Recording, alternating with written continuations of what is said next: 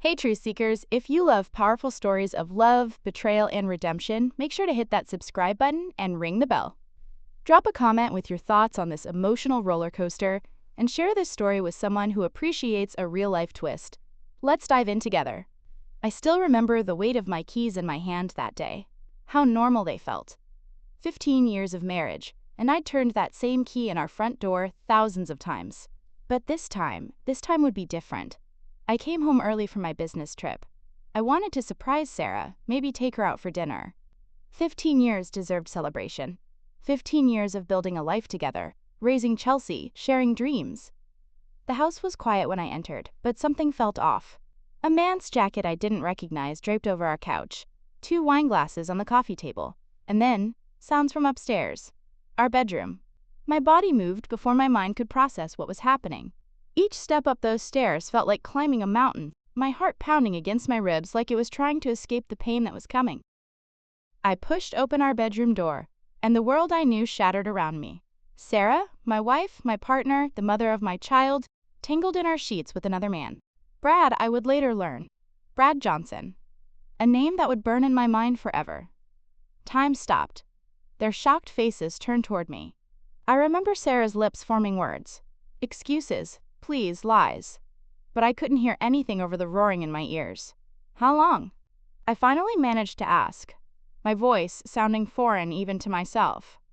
Sarah scrambled to cover herself, tears already streaming.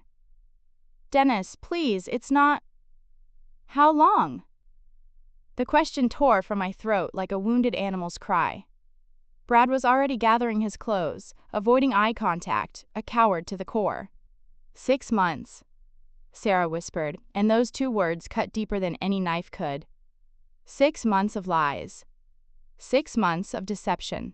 6 months I'd been living in a fantasy while my reality was being betrayed. I turned and walked out. Behind me, Sarah called my name, her voice desperate, but it meant nothing now. Every "I love you," every promise, every shared moment, all of it called into question. I drove for hours that night, my mind replaying everything, searching for signs I'd missed. Had she touched her phone differently? Had her smiles become rehearsed? When had my wife become a stranger? The pain came in waves. Moments of numbness followed by crushing agony. Our daughter Chelsea would have to know. Our friends. Our families. The life I'd built with such care had crumbled in seconds. That night marked the end of the man I was and the beginning of something else. Someone hardened by betrayal. Someone with nothing left to lose. I didn't know it then, but this moment would set me on a path of vengeance that would consume me before I could find my way to healing. Looking back now, I realized that day wasn't just the end of my marriage. It was the first day of a war for my dignity, for justice, and eventually for my soul. I never meant for it to happen. That's what we all say, isn't it? But with Brad, everything felt like a current pulling me under, dangerous, thrilling, and impossible to resist. We met at a work conference when Dennis was buried in that big project. Brad noticed me in ways Dennis hadn't in years. The way my hands moved when I spoke, how I took my coffee, the stories behind my rare smiles. Small things that felt enormous when you've been invisible for so long. Our first kiss happened in the elevator of the hotel. My heart raced with a mixture of exhilaration and crushing guilt. I remember pressing my wedding ring against my chest afterward, as if that small pain could absolve me. You deserve to feel alive, Sarah, Brad whispered against my neck during our 3rd meeting. His fingers traced patterns on my skin that seemed to rewrite my identity. From loyal wife to secret lover. When was the last time Dennis made you feel this way? I couldn't answer. Instead, I surrendered to the forbidden warmth of his touch, drowning the voice in my head that screamed about Chelsea, about our family, about the 15 years I was risking for moments of reckless passion. 6 months of elaborate lies followed. Fabricated work events. Girls' nights that never existed. Password-protected messages. Each deception became easier than the last, building a parallel life that existed alongside my marriage. At home, I'd watch Dennis across the dinner table, studying his familiar features. The crinkles around his eyes when he laughed, the slight gray at his temples I used to find so distinguished. I still loved him. That was the cruelest part. I loved my husband deeply, yet I kept running back to Brad's arms. I think I'm falling for you, Brad said one night. his breath warm against my ear. But something in his eyes didn't match his words, a hollowness I chose to ignore. As weeks passed, the thrill began fading, replaced by a gnawing emptiness. I started noticing things about Brad. His casual dismissal of waitstaff, how he never asked about Chelsea, the way he checked out other women when he thought I wasn't looking. Reality was creeping in, and with it the devastating weight of what I was doing. Dennis called that Thursday to say he was coming home early from his business trip. "I miss you," he said, his voice filled with a sincerity that made my stomach twist. 15 years together deserves a celebration. That night, lying beside Brad in the bed I shared with my husband, I made a decision. The affair had to end. I needed to confess everything to Dennis, beg for forgiveness I didn't deserve, and somehow find a way forward, together or apart. "I need to tell him," I whispered, more to myself than to Brad. Brad propped himself up on his elbow, frowning. "Tell who what?" "Dennis. About us." "This has gone too far. And Brad's laugh cut through my words. "Are you serious? You'll destroy everything. Your perfect little family? Gone. For what? A mistake?" His dismissal of our affair as a mere mistake should have angered me, but instead it clarified everything. That's all I was to him, a diversion, a conquest. "You should leave," I told him, suddenly exhausted. "This is the last time." But he didn't leave. Not soon enough. And fate has a cruel way of forcing confessions we're not ready to make. I never imagined Dennis would walk through our bedroom door that afternoon. I never imagined seeing my husband's face crumple as his world shattered before my eyes. I never imagined the hollow sound of his voice asking, "How long?" In that moment, watching him walk away, I realized I'd traded 15 years of love for 6 months of lies. And no amount of passion or excitement could fill the chasm of regret that opened within me. The aftermath of betrayal is a silent beast. It doesn't roar. It whispers, creeping through the hallways of what was once a happy home, turning laughter into echoes and certainty into doubt. Our house became a museum of what we used to be. Family photos still hung on walls, taunting us with frozen smiles from better days. Chelsea, our beautiful teenage daughter with her father's eyes and my stubborn chin, tried so hard to pretend everything was normal. I'd catch her watching us from doorways, her face a canvas of confusion and hurt. She didn't know the details, but children absorb the atmospheres we create. They breathe in our tensions like secondhand smoke. "Mom, are you and Dad getting divorced?" she asked one evening, her voice so small it nearly shattered me. I couldn't answer honestly. The truth was suspended between Dennis and me, unspoken, undefined. Dennis had developed a masterful avoidance routine. He'd wake before dawn, silently dressing in the bathroom rather than our bedroom. Breakfast became a solo affair for him, his coffee cup washed and put away before Chelsea or I even stirred. At night, he'd retreat to his home office until he was certain I was asleep. Our conversations, once flowing rivers of shared thoughts, had dried to essential droplets about schedules and bills. The weight of my secret grew heavier when the pregnancy test showed positive. 2 pink lines that changed everything. I sat on the bathroom floor for hours, cold tiles against my legs, wondering whose child grew inside me. The mathematical possibilities tore at my soul, a blessing turned torturous by my own actions. I tried reaching out to Dennis one night, placing my hand on his shoulder as he stared at his computer screen. The muscles beneath my fingers tensed immediately. "Not now, Sarah," he said without turning around. "Not now. Not ever." His tone made that clear. The distance between us stretched like a living thing, feeding on our silence, growing stronger with each averted gaze and interrupted touch. Chelsea stopped bringing friends home. Our dinner table, once filled with stories of our days and gentle teasing, became a battlefield of clinking silverware and requests to pass the salt. One evening, I found Dennis sitting alone in our backyard, staring at nothing particular.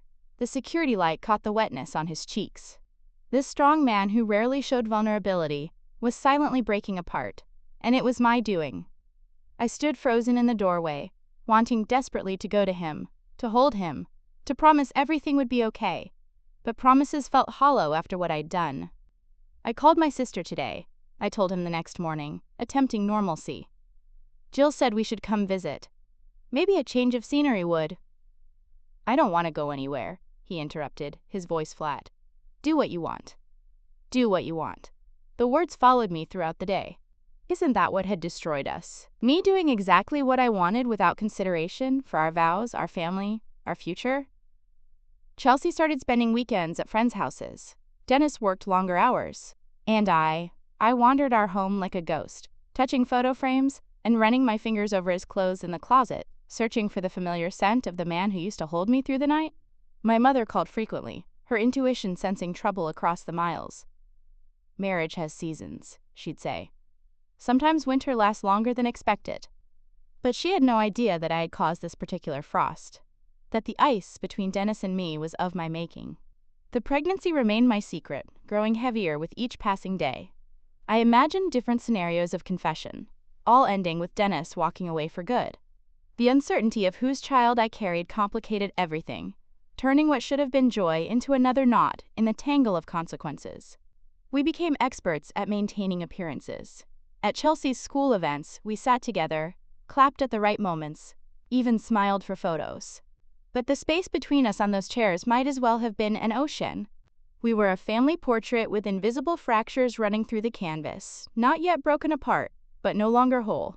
I didn't realize then that the cracks forming between us were merely the beginning. Some damages can't be undone with apologies alone. Some trusts, once broken, require more than time to heal. And sometimes, the path back to each other winds through territories far more painful than the original betrayal. The truth has a way of arriving at the worst possible moment. For me, it came on a Tuesday evening as I stood in our kitchen, cutting vegetables for a dinner Dennis probably wouldn't eat with me anyway. He entered silently, clutching his phone with white knuckles.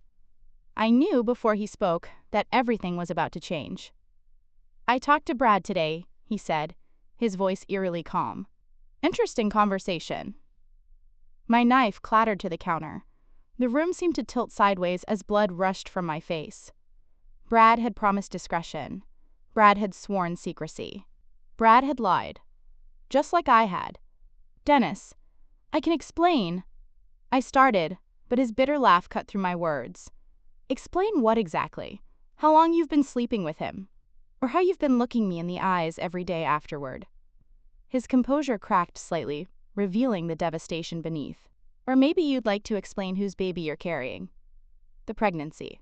He knew about the pregnancy. I instinctively placed my hand over my still flat stomach, the gesture only igniting more fury in his eyes. "Is it even mine, Sarah?" he asked, his voice dropping to a whisper that somehow felt louder than any scream.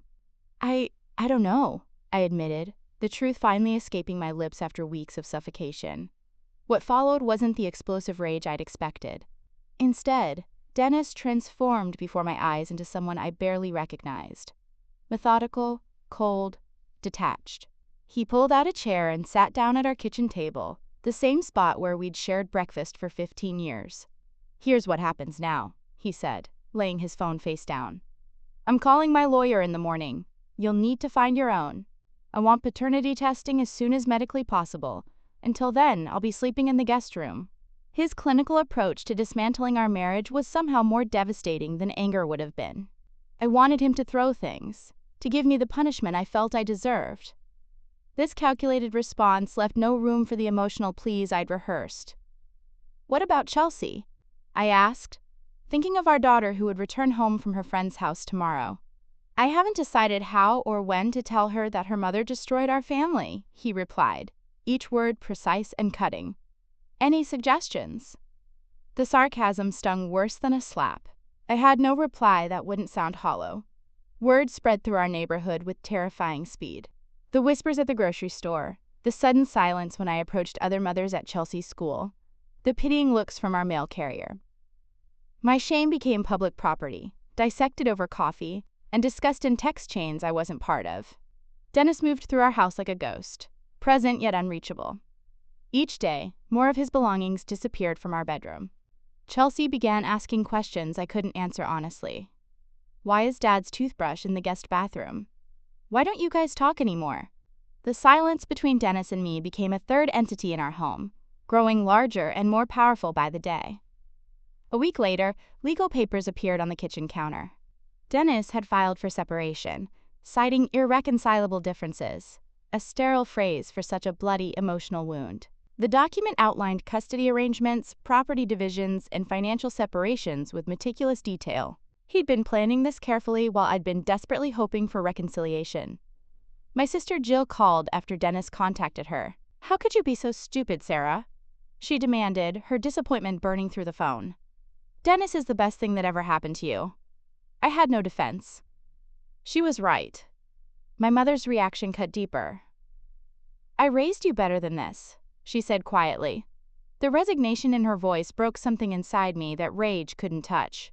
Dennis and I existed in painful orbit around each other, navigating shared spaces with choreographed precision to avoid contact. Our home, once warm with laughter and comfortable silences, became a battleground of unspoken accusations and careful schedules. Each night, I'd lie awake listening to the sounds of his insomnia through the wall, the creak of the guest bed, the soft padding of his feet, the occasional sigh that carried through our thin walls. We were both haunted by different aspects of the same betrayal.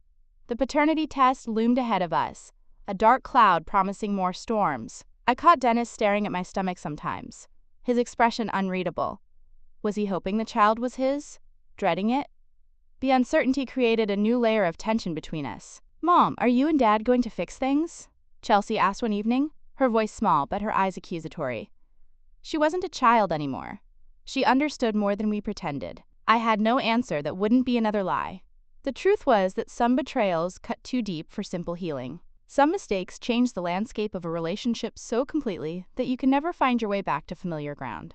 As papers were served and appointments with lawyers filled our separate calendars, I realized we were standing at opposite ends of a burning bridge. Everything we'd built was in flames, and neither of us knew how to reach the other through the fire I had started. They say the aftermath of betrayal is like walking through a minefield. You're never sure when the next explosion will tear you apart again. Dennis and I lived separate lives under the same roof, our marriage nothing but a hollow shell of legal paperwork and painful memories. My sister Jill's judgment followed me like a shadow. "You made your bed, Sarah. Now you have to lie in it," she'd say during our increasingly strained phone calls. My mother tried to mediate, but her disappointment was evident in every carefully chosen word. Chelsea, caught in the crossfire of our broken vows, retreated into herself. I'd catch her watching us from doorways, studying the cold choreography of two people avoiding collision in shared spaces. Then something unexpected happened. I caught the flu, the kind that leaves you feverish and barely able to stand. I was fumbling with medicine in the bathroom, my hands shaking too badly to open the childproof cap, when Dennis appeared in the doorway. "Let me," he said quietly, taking the bottle from my trembling fingers. He filled a glass with water and waited as I swallowed the pills. "You should be in bed." I was too sick to argue. What surprised me was finding a tray beside my bed 2 hours later. Soup, crackers, and tea. He'd left it silently, without seeking gratitude or conversation. This wasn't forgiveness. It wasn't reconciliation. It was simply humanity. A refusal to let bitterness consume every decent impulse. Small moments of grace began to punctuate our separate existences. When his car wouldn't start, I drove him to an important meeting without mentioning how this disrupted my own plans.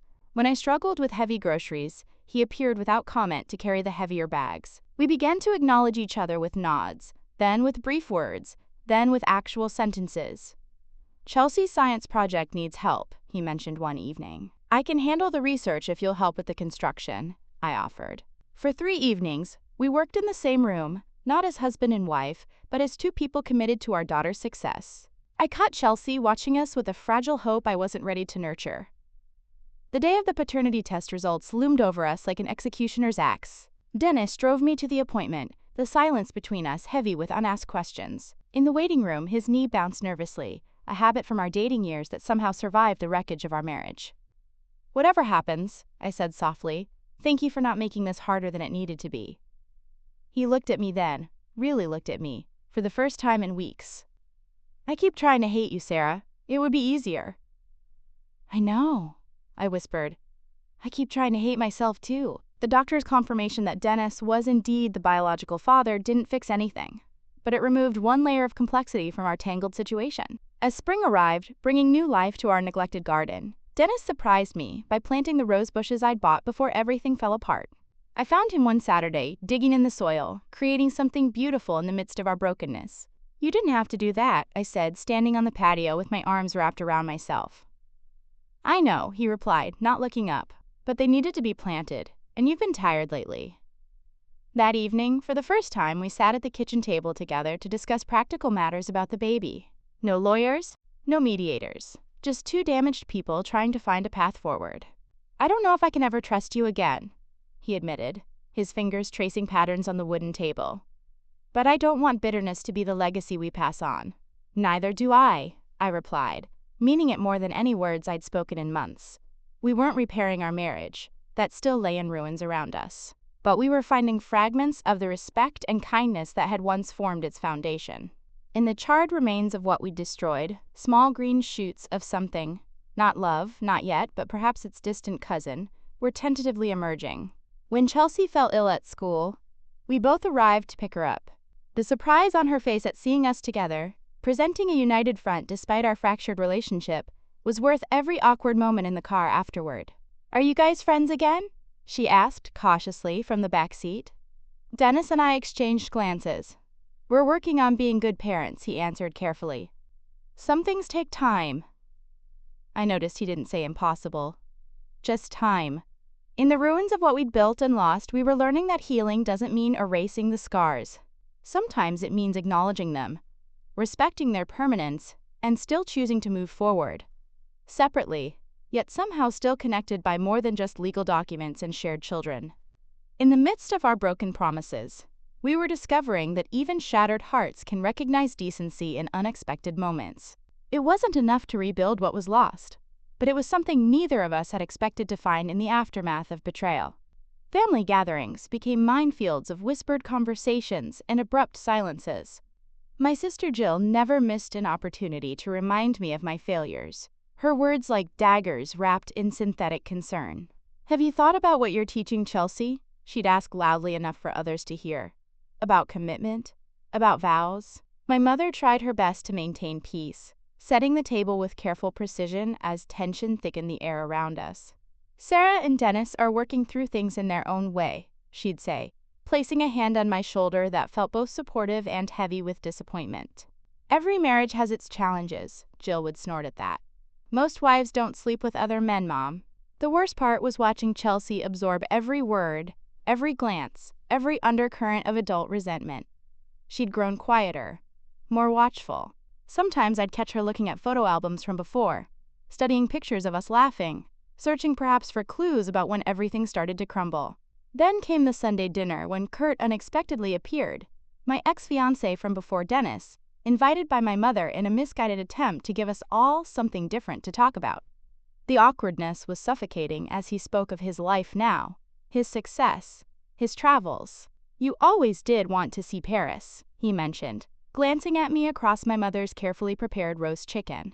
Dennis stiffened beside me, the past and present colliding in ways only we understood. He excused himself shortly after, citing work emails that couldn't wait. Kurt caught me alone in the kitchen afterward. I heard things were difficult, he said, leaning against the counter too close for comfort. If you need someone to talk to, I've made enough mistakes, I replied, stepping back. But thank you. Later that night, Dennis and I circled each other in our bedroom, the unspoken tension about Kurt hanging between us. Your mother shouldn't have invited him, Dennis finally said, his voice controlled but edged with something raw. I didn't know he'd be there, I answered truthfully. I wouldn't have gone if I had. He looked at me then, searching for lies he'd become accustomed to finding. Because of me, or because of him? Both, I admitted. Some ghosts shouldn't be invited to dinner. A ghost of a smile touched his lips, the first in weeks. That's one thing we agree on. Just when I thought we might be finding surer footing, Chelsea came home from school with tear-stained cheeks. A classmate had repeated gossip they'd overheard from their parents, about me, about Brad, about our family falling apart. The school counselor called, suggesting therapy might help Chelsea process everything. Dennis and I sat in matching uncomfortable chairs in the counselor's office, a careful foot of space between us as she explained how children internalize parental conflict. Chelsea feels responsible, she said gently. She believes if she had been a better daughter, her family wouldn't be breaking. The guilt crashed over me like a physical wave. In the car afterward, Dennis gripped the steering wheel so tightly his knuckles whitened. "We need to do better," he said, his voice thick. "Not for us, for her." I nodded, unable to speak past the knot in my throat. That weekend, we took Chelsea hiking. Not as reunited lovers, but as concerned parents determined to show her stability. We didn't hold hands or pretend everything was fixed. But we didn't argue either. In the forest's cool quiet, watching her identify birds from a guidebook Dennis had bought her, I caught glimpses of the family we once were, and possibly could be again. Different, but not destroyed. Kurt began calling more frequently after that dinner. At first, I ignored the calls, but when he texted about needing to discuss something important, I reluctantly agreed to meet him for coffee. Dennis's face was carefully blank when I mentioned it. "You don't need my permission," he said, turning away. "I know, but I want you to know where I'll be." "And why?" I hesitated. "No more secrets." He nodded once, the slight relaxation in his shoulders my only indication it mattered. The coffee shop conversation with Kurt revealed things I never expected. His struggle with depression after our breakup years ago, his series of failed relationships since. "I've never found what we had," he admitted. "I keep looking for it." "What we had wasn't real," I replied softly. "We were young. We invented each other." When I returned home, Dennis was waiting in the living room, pretending to watch television. "Everything okay?" he asked, eyes fixed on the screen. "Yes," I said. "Kurt is moving to Seattle next month. He wanted to say goodbye." Something shifted in the atmosphere between us. Not forgiveness, not reconciliation, but perhaps the first fragile threads of a new understanding. We were navigating uncharted waters together, learning to coexist in the wreckage of what we'd once built, finding small moments of connection and shared concern for our daughter and the child still growing inside me. We weren't healed, not by a long shot, but we were healing, separate yet intertwined, struggling towards something that might eventually feel like peace. In the quiet moments between heartbeats, I dared to hope we might build something new from the ashes of what we'd lost. Motherhood has a way of reshaping priorities. As the months passed and my daughter was born, a tiny, perfect being we named Samantha, I watched Dennis cradle her with such tenderness it broke something open inside me. Not the passionate love we once shared, but something quieter, more grounded in sacrifice and shared purpose. We'd decided to adopt her after learning that Brad's child was actually mine. The DNA test confirmed what I'd secretly feared and hoped for in equal measure. Dennis, despite everything, stood beside me in the hospital room. "She deserves better than what either of us planned," he'd said, his voice steady despite the pain etched in the lines around his eyes. "We can give her that."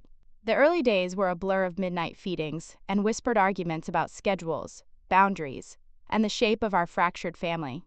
But in those exhausted moments, we found a different kind of intimacy, built not on romance but on resilience.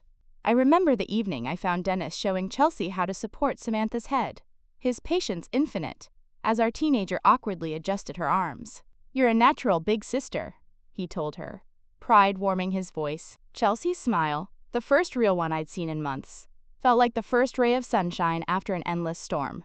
6 months after Samantha's birth, I enrolled in night classes, marketing and communications, fields I'd always been drawn to but never pursued. Dennis adjusted his work schedule without complaint, staying with the girls while I attended lectures twice weekly. "You don't have to do that," I told him, surprised by his willingness. "Yes, I do," he replied simply, "for all of us." The first time I aced an exam, I called him without thinking. His genuine congratulations reminded me of the friendship that had once underpinned our marriage, before passion, before betrayal, before everything complicated. We sold our house the following spring, too many memories pressing against the walls. The new place was smaller but bathed in natural light, with no history but what we chose to create. Dennis helped me move, though we'd agreed months earlier that living separately was healthier for everyone. "I found an apartment 10 minutes away," he explained, as we assembled Samantha's crib in her new room. "Close enough for the girls, but space for us," I finished. The relief in his eyes mirrored my own. Jill still made her cutting remarks at family gatherings, but they bounced off me differently now. My mother noticed the change. "You seem stronger," she observed one Sunday, watching me calmly respond to one of Jill's barbs about playing happy families with Dennis. "I am," I replied. "Not unbreakable, but no longer shattered." Graduation came 2 years later. I spotted Dennis and Chelsea in the audience, Samantha perched on his shoulders, waving wildly when my name was called. They took me to dinner afterward, not as husband and wife, but as something else entirely. Co-parents, ex-lovers, friends finding new footing. "I'm proud of you," Dennis said quietly, as we watched the girls examine the dessert menu. "For everything. I found work with a small agency, entry level at first, but with potential. My boss appreciated my maturity, my perspective honed by loss and reconstruction. The first time I brought home a paycheck that could cover our expenses, I felt a surge of independence I'd never known in my marriage. As Samantha grew from toddler to little girl, I watched Dennis build his relationship with her, different from the one he had with Chelsea, but no less profound. He never treated her as anything but his own, never mentioned Brad or the circumstances of her birth.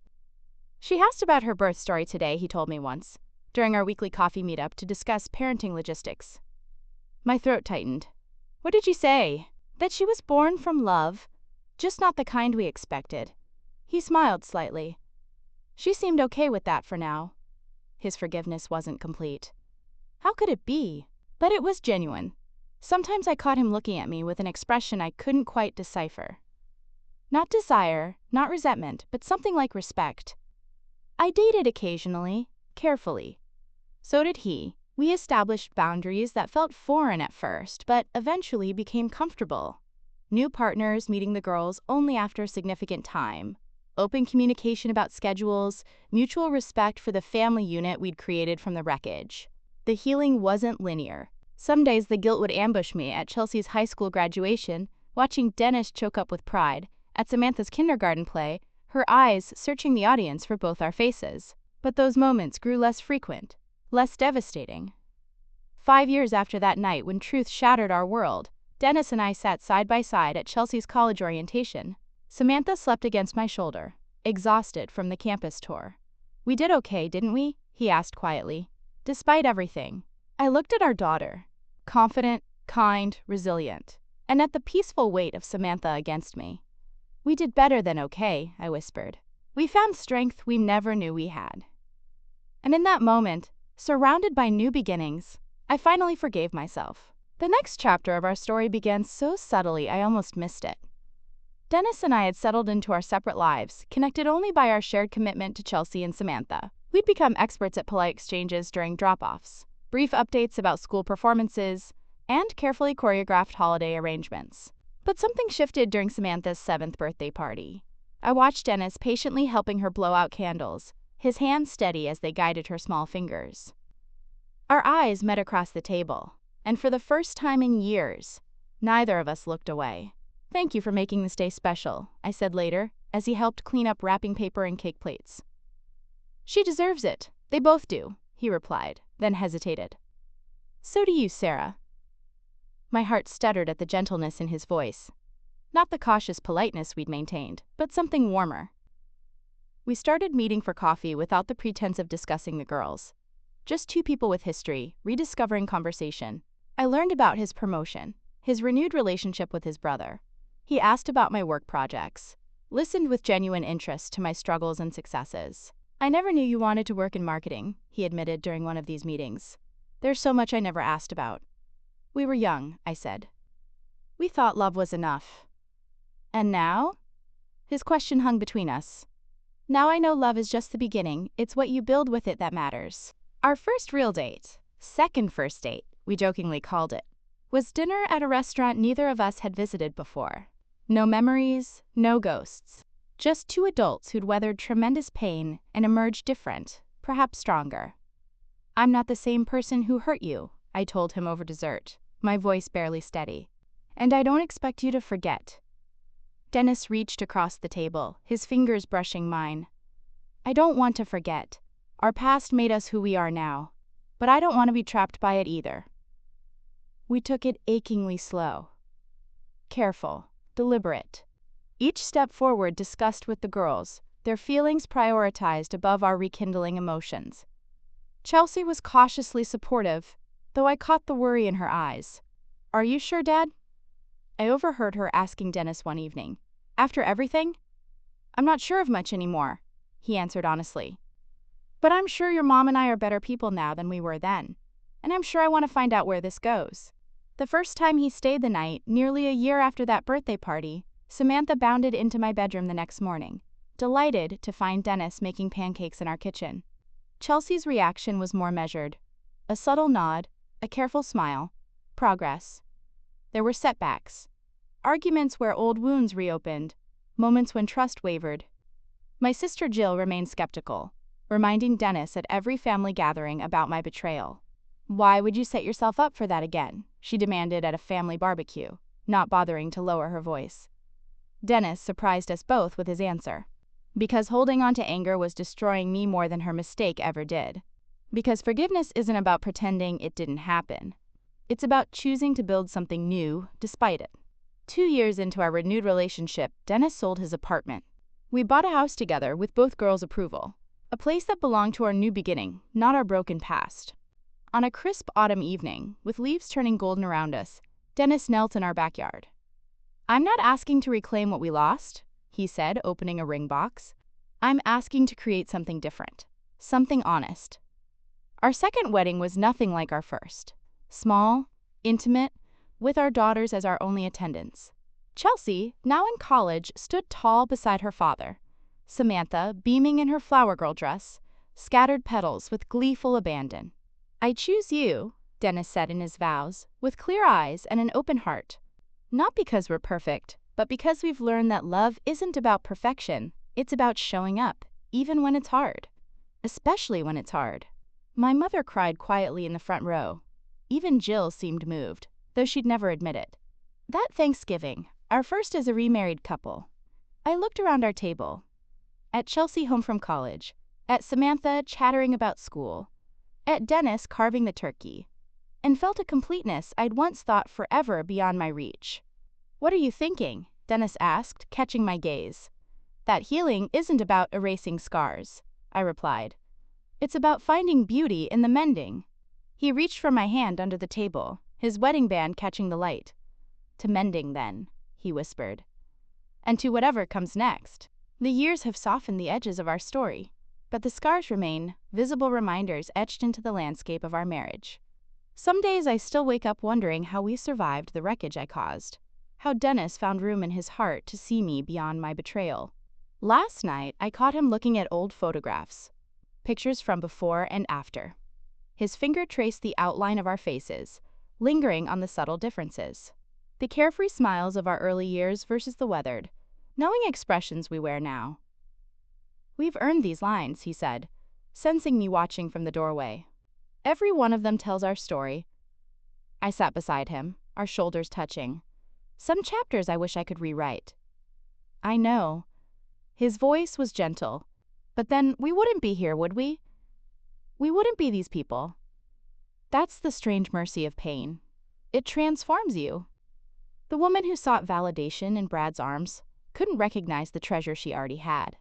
That woman couldn't appreciate the profound gift of Dennis's forgiveness, or understand the strength it took for Chelsea to trust me again. Samantha skipped into our bedroom this morning, oblivious to the complicated history that brought her into our family. "Mommy, can we have pancakes? The ones with chocolate chips?" Dennis winked at her. "I think we can manage that, princess." Watching them head toward the kitchen, I felt that familiar ache. Gratitude mixed with lingering guilt. My mother called yesterday, her voice carrying that wisdom that comes from witnessing decades of human frailty. "You know, Sarah," she said, "the true measure of love isn't in the grand gestures. It's in choosing each other every morning despite knowing exactly who you both are." My sister Jill still makes thinly veiled comments at family gatherings. "Well, you two certainly took the scenic route," she remarked at Christmas dinner. Dennis just smiled and squeezed my hand under the table. The truth is, we did. Our path wasn't straight or easy. It wound through valleys of heartbreak and mountains of pride. It crossed rivers of tears and deserts of loneliness. But it led us here, to this imperfect, honest love that feels more authentic than anything we had before. I think about Kurt sometimes, my ex-fiancé from before Dennis. He reached out on social media last year, his message friendly but cautious. He's married now, 2 kids. "I heard about everything," he wrote. "I hope you found peace." Have I found peace? Not completely. The memories still visit Dennis's face when he discovered my affair with Brad, Chelsea's tears, the hollow sound of closing doors and packed suitcases. But alongside those memories live newer ones. Dennis proposing again with that simple silver band, Chelsea's reluctant smile at our second wedding, Samantha's innocent joy at having her family whole. Last weekend, we passed Brad at a grocery store, the first time I'd seen him since everything fell apart. A moment of panic seized me until Dennis subtly touched the small of my back. Not possessively, but reassuringly. Brad nodded awkwardly and moved on. Just another character who played his part in our story before exiting the stage. "You okay?" Dennis asked afterward. "Yeah," I replied, surprised to find it was true. "I am." Love after betrayal isn't romantic in the conventional sense. It's practical, intentional. It's daily choices and uncomfortable conversations. It's Dennis telling me when old insecurities flare up rather than withdrawing. It's me practicing radical honesty, even when it would be easier to hide small truths. We celebrated our re-anniversary last month, 5 years since we decided to rebuild. Chelsea brought her new boyfriend to dinner, a milestone of trust that wasn't lost on either of us. After everyone left, Dennis and I sat on the porch swing, watching fireflies dance across our yard. "Do you ever regret giving us another chance?" I asked, the question I'd held back 100 times finally finding voice. Dennis was quiet for so long I thought he might not answer. Then he turned, his eyes reflecting the soft porch light. "What I regret is that it took losing you to understand what we had. What I regret is all the time wasted being angry instead of growing." That's our lesson, I suppose. Betrayal breaks bonds, but it doesn't have to define our future. Healing isn't linear. It's a crooked path through pain, reflection, and forgiveness. Sometimes redemption appears in unexpected places. Sometimes love finds its way back when all hope seems lost. Tonight, as I watch Dennis helping Samantha with homework while Chelsea texts updates from college, I'm struck by the quiet miracle of our ordinary life. This isn't perfect fairy tale love. It's something better. It's real, tested love. Love with eyes wide open. The past will always be part of our story. But it's no longer the whole story. We're writing new chapters now, with courage, truth, and hard-earned grace. And somehow, that's enough. This story reminds us that betrayal can break the strongest bonds, but it does not define our future. Healing is a journey through pain, self-reflection, and forgiveness, both of others and of ourselves. Sometimes redemption comes from unexpected kindness and the courage to rebuild from the ashes. Love, when genuine, can find its way back even when all seems lost, teaching us to cherish truth, resilience, and hope.